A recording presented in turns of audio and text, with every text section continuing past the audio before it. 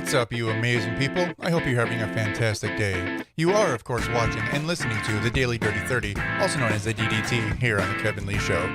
And I'm your host, Kevin Lee. Now, for those of you who do not know what the DDT is all about, let me take a moment to explain. You see, it's a show that airs live at 9 p.m. Central Standard Time, Monday through Friday, and it's where I get to spend 30 minutes telling you, the viewer, all about the things that bother me today.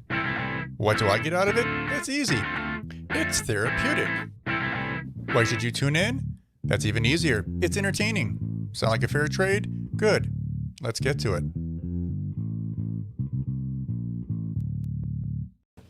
Hello, friends, and happy Tuesday, and welcome to another episode of the Daily Dirty 30, the Daily Dirty 30 here on The Kevin Lee Show. And as you know, the show airs every Monday through Friday, 10 p.m. Eastern, 7 p.m. Pacific. And of course, my name is Kevin. That's the easy part. The hard part is what we're going to be talking about today, and that is going to be you cannot ignore politics.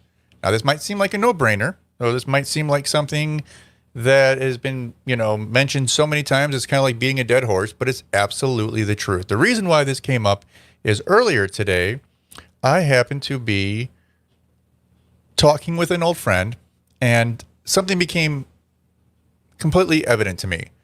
And this is not the first time. This is something that's happened time and time again.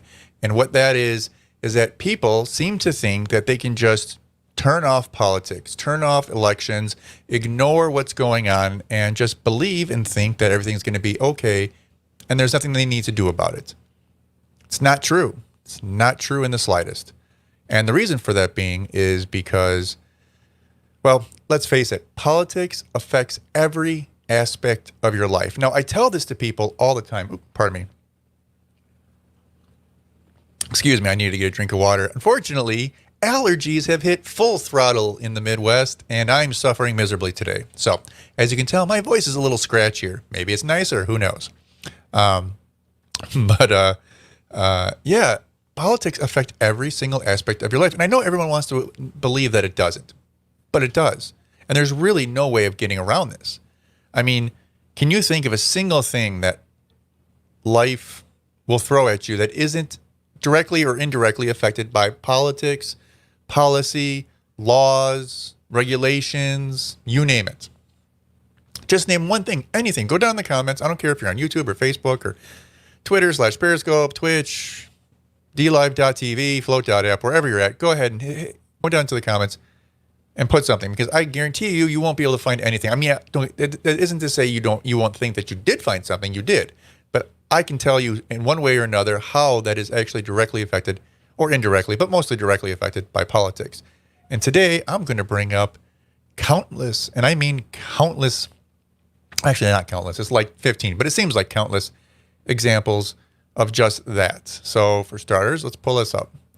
Here we have President Trump denies he had a series of mini strokes that sent him to Walter Reed Medical Center. Now, you can simply say, well, that has nothing to do with politics. It has everything to do with politics. You see, someone wrote a book, and they had an agenda. That agenda was politically minded, politically driven.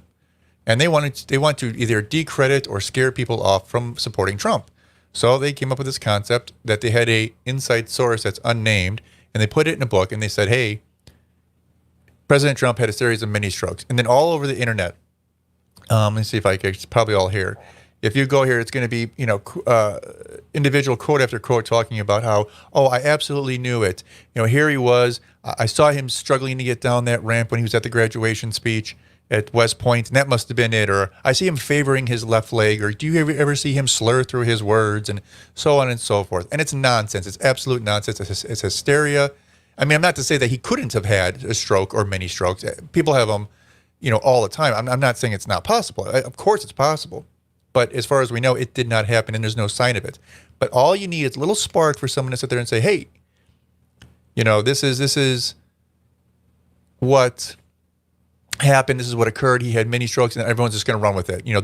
They'll take that bait, and they'll just run all day with it. And again, this is completely political driven, because they're trying to destroy a man and tear apart his character and call him weak and frail and broken simply because they want him out of office. Not because it's true, but because they want him out of office. Now, that isn't necessarily the best example, but it is actually a rather good one. And here, oh my goodness gracious. I'm sorry, I got to learn to turn off those notification sounds. Here is actually a letter from his personal physician for the president. It says, President Donald J. Trump has asked that I, Dr. Sean Connolly, physician to the president, address the recent public comments regarding his health. I can confirm that President Trump has not experienced nor been evaluated for a cerebral vascular, accident, which is also called a stroke, a transient ischemic attack, a mini stroke, or any acute cardiovascular emergencies as have been incorrectly reported in the media. The president remains healthy, and I have no concerns about his ability to maintain the rigorous schedule ahead of him. As stated in my last report, I expect him to remain fit to execute the duties of the presidency. I got a part of my reading. I have these glasses, and I love them because I can wear them all the time, but I typically always wore reading glasses. But these only have reading on the bottom. So I try to look over my side monitor. It gets all distorted. So I try to see words, and letters don't necessarily look right. So I'll have to do something about that because it's kind of distracting, isn't it, when I say the wrong thing? Anyways, so that was that. So that was that incident. Now, there's going to be more incidences coming up. So here's another perfect example. This was trending on Twitter.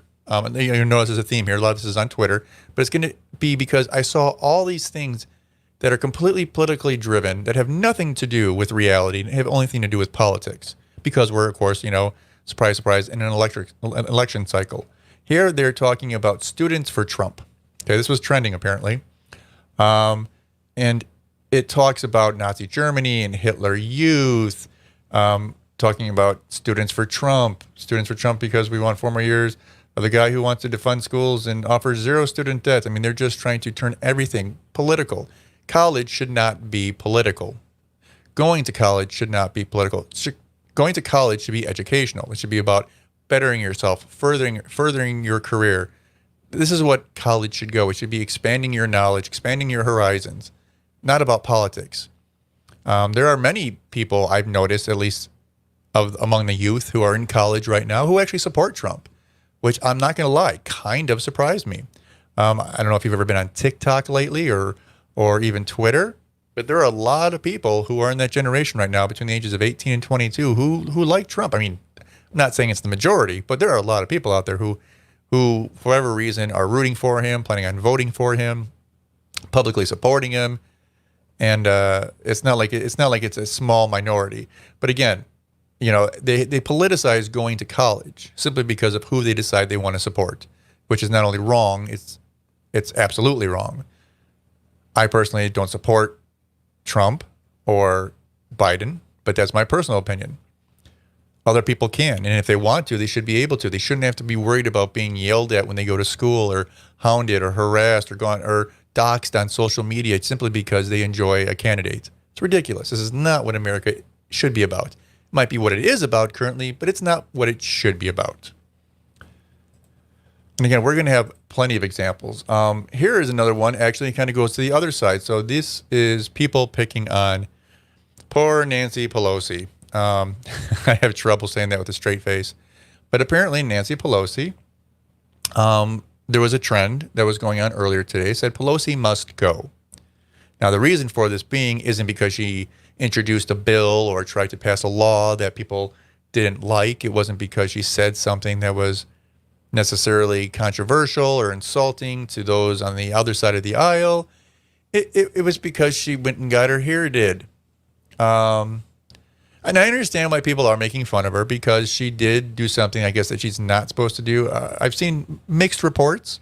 I've seen some reports that actually state that you aren't allowed at all to go to a salon currently in San Francisco. Others say that you are allowed to go, but only under certain restrictions. Either way, she went to a salon, and see, look at these pictures. It's ridiculous.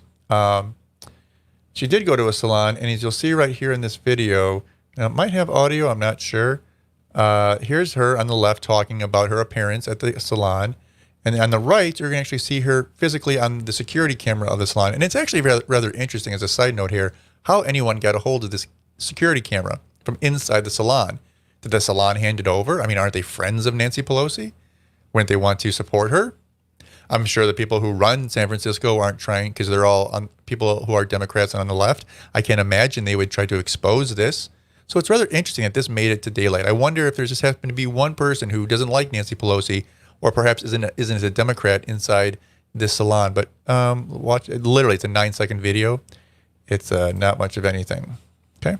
The science that says you must test, trace, treat, you must wear your mask, you must have sanitation, you must wear your mask, you must wear your mask. The science that says you must test, trace, treat, you must wear your mask, you must have sanitation, you must wear your... And the reason why they're replaying that part, for those of you who cannot see the video because you're at home listening to the podcast, they're showing her walking through part of the salon with a mask down around her neck, nowhere near her mouth. Other people in the salon do appear to be wearing a mask, but not her. So apparently she finds, important that other people wear their mask, but, maybe not so much her. So I understand why people were giving her a hard time. It makes sense. But that being said, there's a lot bigger fish out there to fry. But I guess at this point, too, it's kind of hard to pick on anyone for criticizing someone who is on the forefront of their political party during this election cycle. I mean, we're now, I think, 63 days away from this election, which isn't even true. Let's face it, we're not 63 days away because the election will start in 63 days. But if you truly believe in your heart of hearts that this election is going to be decided on November 3rd, I'm sorry to inform you, you're wrong. It could be a week, 2 weeks. Maybe we'll know by Thanksgiving. And this is a kind of a side note, but it's actually kind of important because, again, we're speaking about politics. There were people coming out today all over, in the last couple of days, actually, all over in the Democratic Party talking about there's no way in the world Biden should, and this kind of thing started with Hillary. She had made a comment, but I've seen many other commentators speak about it, that Joe Biden should never concede the election to Trump, period, ever. Not until he's absolutely legally forced to. And I kind of get that, but at the same time, it's kind of ridiculous. Now, another thing, they're already trying to plant seeds saying that there's a very good chance that Trump will look like he's running away with the election on election day because all the votes that are going to be coming in via mail, all of them apparently are going to be for Biden. So what's going to happen is everyone in person is going to go vote for Trump. And then the numbers are going to skyrocket for Trump and it looks like he's going to win every state. But then as the votes start trickling in next day after the election, day after that, a week after that, 7 days after that, all those votes will tally up and beat Trump handily. That's literally what the picture they're trying to draw right now today. And it's a brilliant move. I don't blame the Democrats for doing it. I mean, whoever the strategist is, kudos to you. But it's still disturbing. This whole election is going to be a nightmare. And I don't care what side of the aisle, or if you're like me, you're not even in the aisle. You're not even in the building. You're just at home watching because you can't even be there because you're not welcome to the damn debates because you don't poll. Anyways, I'll get off that soapbox. But yeah, it's an interesting time to be alive. That's for certain. And this election is going to prove to be disastrous. I mean, the best outcome we could imagine is somebody wins in a landslide, and then a week later, the numbers are still in the landslide. That's all we can hope for. Truly, that's all we can hope for. Because anything else is going to turn out to be a long legal... I don't know if you're old enough, I am, to remember 2000 and the hanging chads in Florida and the courts and the fights and how long that dragged out for them. That was just one little simple area, essentially, that was fighting over the votes. Not little area, but, like a state and part of a state, really. This could be the entire country. This could be dragging on for weeks because I don't know if you're aware of this or not. Votes do not have to be in by election day. In fact, in 22 states, they don't even have to be sent until the day of the election. And that means they can be received as late as 7 or 10 days later before they need to be processed. Very true. And I can't imagine all the conspiracy theories that are going to break out about this. There's going to be alleged carloads full of ballots found here or there. Maybe there might be some truth to it here or there, but it's not going to end well, people. I mean, I'm hoping for the best, but I'm actually preparing for the worst, and I recommend you do the same. Yeah, it's going to be ugly. Here's another thing, which I gave credit for creativity to people. But again, speaking about these quote unquote mini strokes or whatever that Donald Trump allegedly had, excuse me. Oh, allergies. this, mini strokes that allegedly Donald Trump had, they had this going on. And this, so there was a trend going around calling Strokehantis, which is a play on words. Because as you know, Donald Trump loves to call Elizabeth Warren Pocahontas, or is it Pocahontas? I think it's Pocahontas, because of her Indian heritage or her claim to Indian heritage. So they're calling him Strokehantis, which I get. It's creative. It's kind of cute. I get it. But the thing is that, like, it's not true, and nor is it good. I mean, they could have been more creative. Like, Pocahontas is insulting allegedly to Native, well, it probably is to Native Americans, to be using it in derogatory terms. So using Pocahontas, a play on Pocahontas for Strokehantis, isn't that still kind of insulting to Native Americans? I mean, obviously not directly, because they're not talking about Native Americans, but they're using this term, a derogatory term, and then turning it around and, of course, using it against the guy who uses it. I get that part of it, but it's might be a little insulting, or at least could be construed that way. So, again, very interesting aspect of politics, involving every part of our life. And it's true, you can't go through any part of your life without politics just taking a hold of everything. And again, I was talking to a friend earlier today, so it kind of inspired this talk, and he made mention of how he likes politics in the sense that he understands they're important, and he's followed politics and he knows about Biden and he knows about Trump, and but he's just so tired of hearing about it, which I get. It's burnout. You need a break. You need a vacation. Turn off your phone. Turn off your device. Take a break for a few days or a week. I get it, but you can't ignore politics forever, because when you vote or don't vote and someone else gets in that you don't like, well, they're going to make policies that take away your rights. It happens. Look at what's going on right now. Look at how many people support the use of masks, right? They're calling, why isn't Trump reaching out in his federal power and forcing everyone to do it? Well, because he can't. He doesn't have the legal right to. Who does? Your governors. Well, the governors that are forcing people to wear masks, some people are mad about those people because they're being forced to wear masks. And sometimes the governors aren't doing anything because they're cowards, so they're letting all the mayors and the village presidents and the township presidents and boards make all these decisions. Well, depending upon where you live, if you don't want to wear a mask, you might be forced to wear a mask, and you hate the idea of it. But you have no choice because you didn't vote, or you didn't vote for the right people. I mean, most people don't accept the fact that local politics affect more of your life than you'll ever know. It affects your taxes, your paycheck, how much it costs to live, where you can park your car, can you park your car, how to register your vehicle, how much it costs. I mean, I don't know where you live. I live in Illinois. Again, terrible idea. Working on getting out of here. But that being said, it's not an overnight thing for me right now. I got too many ties here. Got too much stuff going on. Hopefully one day we'll get out, but we'll see. But just as a perfect example, the state of Illinois recently increase the cost of their vehicle sticker again. Now, I don't know how much it might be in the state where you live, but where I live, it's $151 per car. Per year, just for your license plate, for registration. All right? Voting matters. So anyways, let's continue. Okay, and then did I even want to talk about this one? So this one came up again, but it's kind of politically orientated.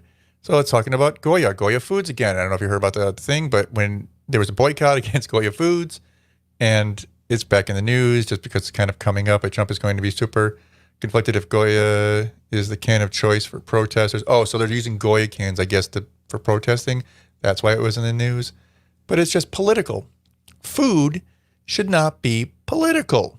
Clothing should not be. You're gonna say, well, it's the manufacturer's fault. It's Nike's fault for supporting Black Lives Matter. Maybe that might be true, or it might just be the fact that they're supporting them because they don't want their companies destroyed. So it's kind of like paying ransom, right? It's extortion. You can look at it that way too. It's a good business decision to make enemies with your terrorists, or make peace, with your terrorists. So, you can avoid having your companies destroyed and your stores destroyed and your merchandise destroyed. I don't know. Could be that. Could be lots of things. And And then again, this is, to me, this is another politically charged thing that should not be politically charged. It says President, this is from CNN. Okay, it's not, well, maybe it is fake news to you, but I mean, it's not like some, independent journo, 17-year-old kid writing this. This is CNN, right? It says, President Trump doesn't address systemic racism during his visit to Kenosha. Why would he? It's an honest question I have for you. Why would he address systemic racism on his trip to Kenosha? He's not trying to stir the pot. He's just simply trying to show his support and show his face in a state that he knows he needs to win. So this is part political because, let's face it, he's running for office. So from that aspect, he has to show, I think he should show his face. But it doesn't make sense that CNN is trying to make this into a more of a political issue, talking about that he doesn't address systemic racism during his visit to Kenosha. He shouldn't be. He shouldn't be politicizing the visit. He is attempting to visit the family. I don't know if he was ever able to see him. I know he reached out. I don't think it happened. He did talk to the family's pastor, did talk to local officials and business owners. He made his appearance.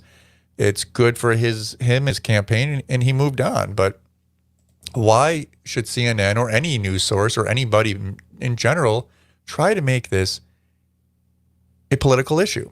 Now, here's another silly thing when it comes to political issues. Biden-Harris campaign launches Animal Crossing yard signs, The Verge reports. I know nothing about this, but as far as I can put it together from the brief 10 seconds I looked into it, apparently this is a game, and now you can get these signs to put into your game, which is actually interesting campaign, move. It's whoever came up with it was pretty intelligent in that sense. Try to get advertising wherever you can get it. Put yard signs on these little yard signs in this game in Animal Crossings. Again, I have no idea what it is. I don't know if it's something on your iPad or if it's another type of game or if it's a console game, but it's an interesting concept. But yeah, why politicize games? These are games that kids are going to watch. I mean, we already do enough indoctrination through our schools. We shouldn't be doing it through the games.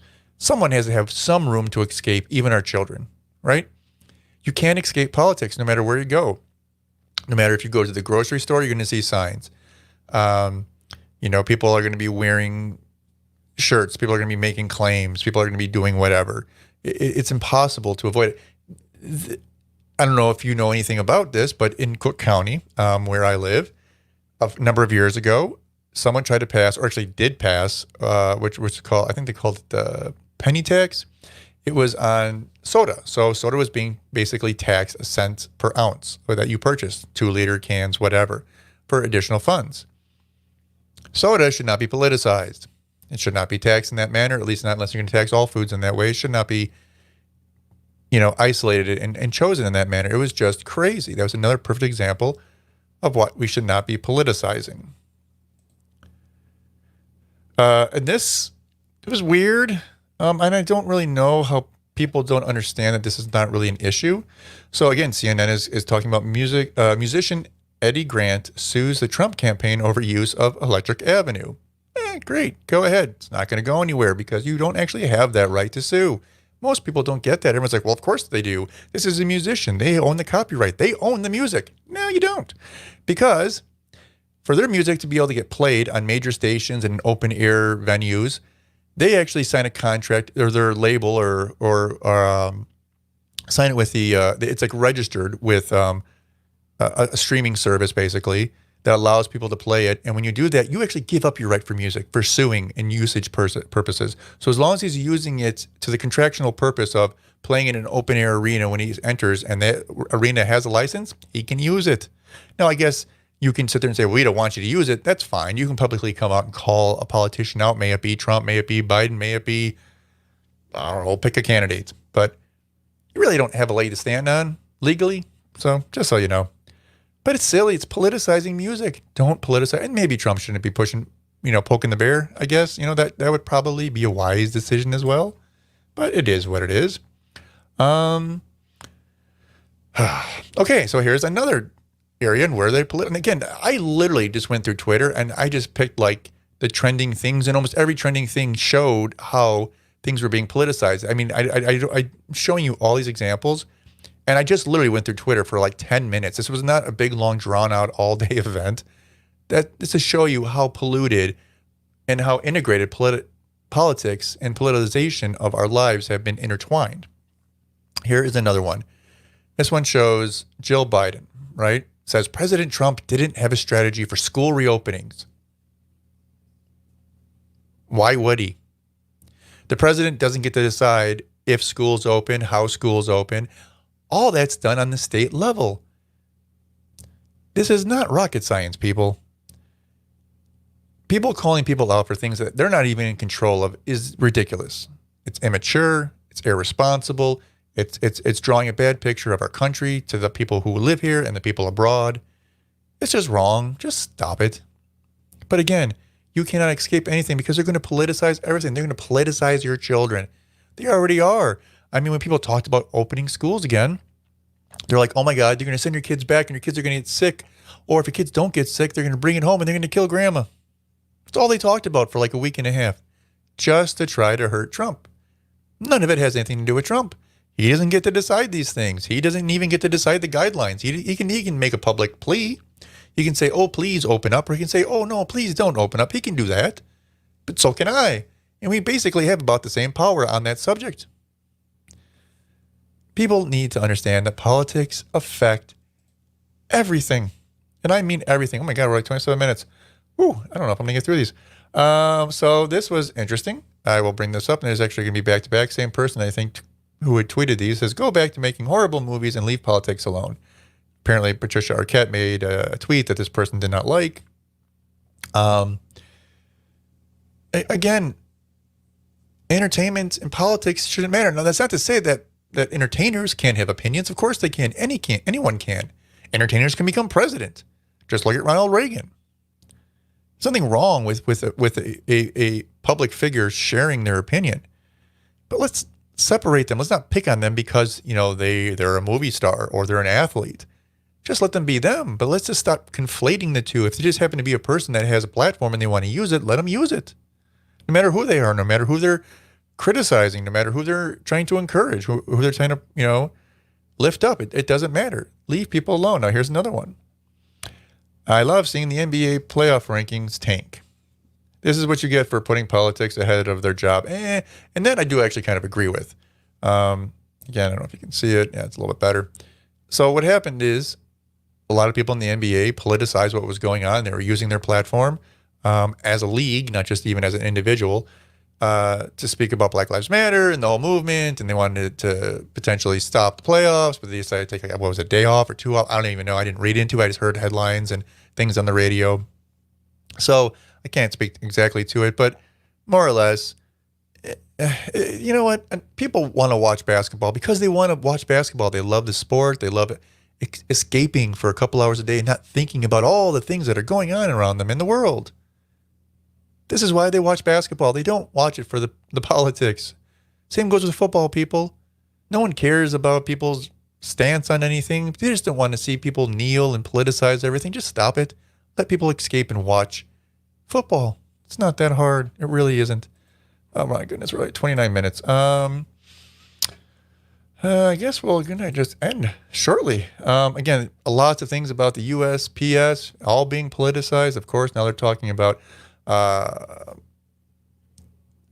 nation's 15,000 nursing homes with an unprecedented clash of priorities, balancing between protecting public health and securing the foundational American right to vote. No, they're not. If you want to vote, you can vote from mail in almost every single state already. Request your ballot, do it properly, mail it, send it in. Done.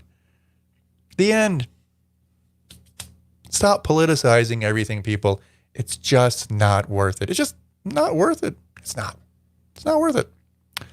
Now we are going to actually do this. We're going to play the happy ending. Again, for those of you who do not know, the happy ending is a recent thing that we added to the show here. All this news can be so sad and so depressing. And it's nice to just,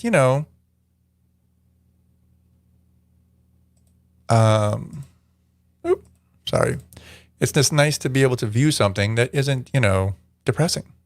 So like I said, every show we are now going to end with some type of happy ending video, may it be from TikTok, Instagram, Twitter, whatever. This one happens to be from TikTok, as most of them have been lately.